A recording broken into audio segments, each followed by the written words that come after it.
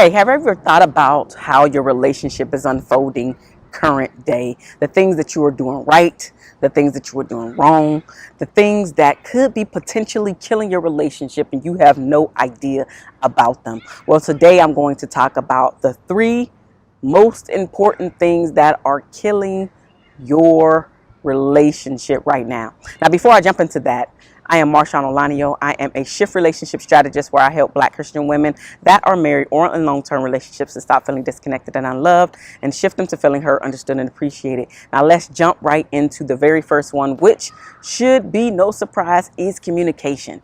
Yes, you've heard the cliche time and time again that communication is key, but sis, it really is key to you getting what you want, to getting your needs met, to getting your desires, to creating the life and specifically your love life that you've always dreamed about. You know, when you were growing up and you were playing with the dolls and you was talking about how Ken and Barbie got together, and you would make up all of these stories about how they magically got together and married and went off into happily ever after land, as well as having the kids, right? Well, guess what? You actually can create that life, but it does take you being intentional, and being intentional in the way that you show up and how you communicate, because shutting down is a form of communication. It's just not a healthy form of communication. Being toxic, yelling, fussing, and fighting all the time is communicating. It's just not a healthy way to communicate your needs, your wants, your desires with your spouse. So you have to figure out a healthy way to incorporate and take action on, so you can throw away the toxic stuff and only implement the positivity that is occurring around you. And here's the thing, you can no longer use the excuse that you just don't know what to do about and how to create a healthy relationship, because at the very least, if only thing you know is the toxic parts of a relationship, then guess what? The thing that you can really do is do the opposite of everything that you know. Do the opposite. I'm not saying go to the extreme, right? Don't go to the extreme end, right? Because maybe you witness your parent or guardian fussing and fighting all the time. Well, you don't have to now just never speak up because you don't want to fight at all, because you don't want them to see you angry, because you don't want to have to deal with the repercussions of what an argument brings about. It's just learning how to argue healthy, because there's nothing wrong with you actually voicing what you didn't like, the things that should improve, the things that you, again, want, need, and desire. There's nothing wrong with verbalizing that your feelings were hurt. Don't do that again. There's nothing wrong with any of that. It's all about how you say it, your timing, when you say it, and then what you're actually communicating. Because are you clear in what you're asking for, or are you talking in circles? You have to be able to pinpoint and get down to what it is that you're asking immediate, so it's clear, and also that alleviates you both going down a rabbit hole of starting to argue about something that just does not make sense, and or the avoidance of trying to deal with what it is that you're truly talking about. So you will alleviate your partner, if you will, or even yourself, holding yourself accountable, right, with actually dealing with the conversation or the argument on deck currently, versus running away or finding other ways to get out of addressing said issues. So communication is absolutely killing your relationship if you do not find and figure out a way to effectively communicate what you need from your spouse. Like, what are you actually getting out of this relationship in order to be in it, right? What is it that you need to feel loved in your relationship? And then being able to clarify what that is. Speak with clarity when you are relaying the message to your partner, your significant other, or your spouse. So communication is killing your relationship. The second thing that is killing your relationship is the lack of foundation. See, many of us really just wanted to be in a relationship that we really had no idea of how to cultivate, build, what to look for when it comes to a foundation. And now listen, you are not alone in this one, because it took me many years to figure out what the foundation I needed in order to feel like I was a part of a healthy relationship, as well as growing in my relationship alongside, or at least partly alongside my spouse. So we had the same morals, the same values, the same things that are important to the both of us, where it matches up. Not necessarily perfectly, but it gives a great match. So we're not arguing about things that don't matter. So say for instance, if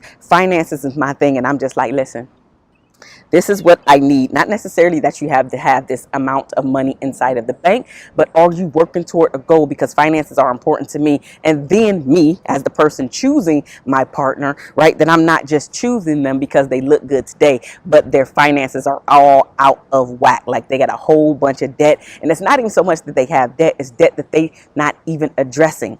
Like their stuff is now in bankruptcy, or they have collections people calling them all the time. Like their finances and my finances are not in alignment. And so that is something, if you did not know, finances is something that absolutely kills a marriage. And it's one of the top reasons out of 3 that people get a divorce. So find out what your morals and values are, so you can create a solid foundation. Have those very difficult conversations, even if you feel like you're getting in that person's business. I mean, you should, especially if you're talking about going down the road of being in a marriage with them, or even a long-term relationship where you two are putting assets in the both of your name. You need to figure out what's really important to you, and then figure out if your partner or spouse's mindset is in the same alignment as to where you're going. Again, he does not need to be there today, but he needs to be working toward that, or at least have a plan and a track record to show that whenever he has a plan, he follows through. Because a lot of people can have plan, but they don't take action, and then it still defeats the purpose, and you're still stuck in the same situation. So really think about your what's very important to you, and then be able to, again, clarify that. Point to your spouse. So we have communication, and then we also have the lack of foundation. The third thing that could be killing your relationship present day, excuse me, is keeping secrets. This one people don't talk about enough, but keeping secrets is something that absolutely can destroy your relationship, can destroy your marriage, can destroy any form of trust that you were thinking about cultivating in your relationship. One thing about trust is that it is easy to get in the beginning, but it's very, very, very, very hard to rebuild it once it is broken. So you don't want to go down the road of keeping secrets, i.e. lying, or lying by omission, right? Never telling your spouse about specific things. And this is very important because I was actually reading something. It's a relationship related book, but I was reading something, and they had stories in there with couples, and it was specifically talking about how their relationship was destroyed based off of keeping secrets. And some of their spouses actually was saying, I would have never married you had I known this particular thing. Like this one lady, she said that she held the secret that she wasn't a virgin. Excuse me, she held the secret of how she lost her virginity. So her now spouse knew that she wasn't a virgin, but he didn't know how she lost her virginity, which was through incest, right? And so he had no idea, but when she revealed it to him, he of course was very upset, and then their marriage just started tanking. And there was story after story after story, not necessarily like that, but even getting credit cards in your name and secretly keeping them because this particular person was she was not speaking up to her husband about the way that he kept his finances. And so in order to keep the family moving forward and actually letting her spouse get his way, she decided to open up a credit card in her own name and started paying the bill. And whenever her spouse, her husband, would overspend, she would just put it on the credit card. Long story short, he found out about this credit card and then didn't believe why she needed the credit card, even though she really was getting it to help him with his spending habits, because he had a tendency to overspend. But even though that was the case, she should have allowed him to really understand what was going on when he overspent, and then not try to hide it, even though her intentions were good.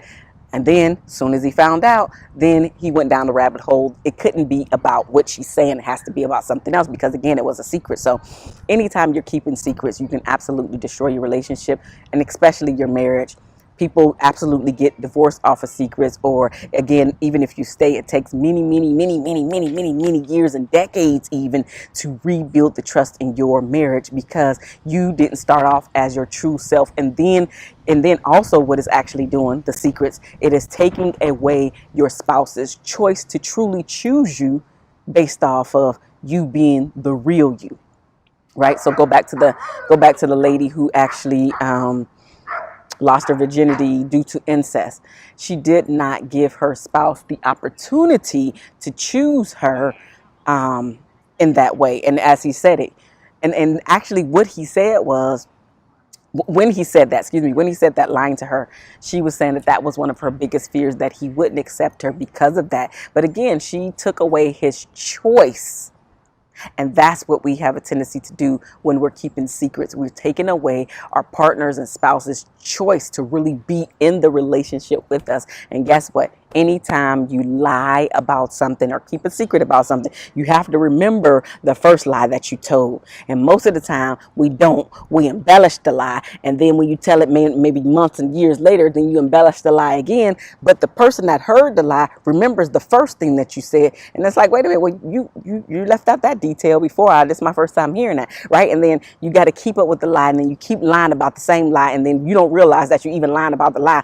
It's just too much. Keeping secrets will really take a toll on your health, take a toll on your mental, as well as a toll on your relationship or marriage. So those three things that absolutely kill your relationship, and specifically, and especially, I should say, your marriage. So stop doing these things, because it's not helping you. If your partner does not accept you for who you truly are, then you need to give them the power to make the choice to choose you and all of you based off of all of your flaws and all. Because here's the thing, none of us are perfect. And because none of us are perfect, that means your spouse or potential spouse is not perfect either. So, but give him or her the opportunity to choose the real you. I am Marshawn Olanio. I am your favorite shift relationship strategist. And if you made it this far in the video and you want to find out where your relationship is, click down below and take the quiz today, because it's going to help you figure out if your relationship needs a rescue. I will see you in the next video. Bye now.